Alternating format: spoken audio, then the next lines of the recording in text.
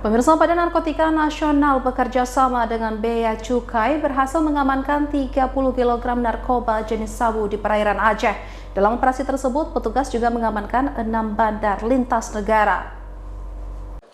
Sebanyak 30 kg narkoba jenis sabu dari Thailand berhasil disita petugas BNN bekerjasama dengan Bea dan Cukai perairan Kuala Idi, Kabupaten Aceh Timur.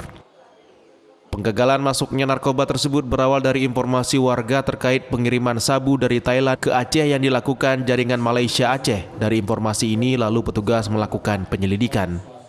Sabu tersebut ditangkap dari kapal milik nelayan yang pura-pura mogok dan berjarak sekitar 20 mil dari bibir pantai Kuala Idi.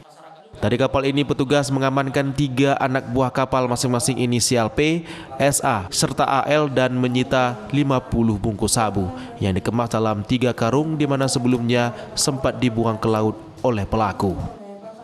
Setelah dilakukan pengembangan, petugas kembali mengamankan 3 tersangka lain yaitu PH, MK, dan MN.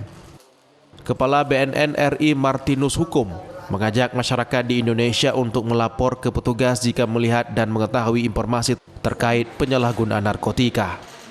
Jangan pernah takut kalau melapor diri kepada IPWL, Institusi Penerimaan Wajib Lapor. Dan mereka tidak dihukum, undang-undangnya diatur.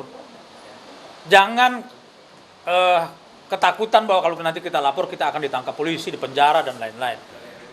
Akibat perbuatannya, kini ke-6 pelaku tersangka mendekam di balik jeruji besi dan terancam hukuman mati.